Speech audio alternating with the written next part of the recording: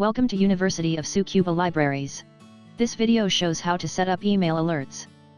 Register your email address to receive alerts of due dates, reservations, interlibrary loan requests, and library notices.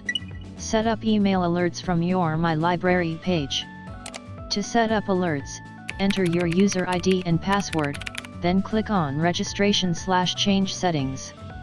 Then enter the email address to which your alerts should be delivered. Check the boxes of the types of alerts that you want to receive. Enter your password again and click on Registration/Change Settings. Your setup is now complete. You will receive an email alert confirming these settings.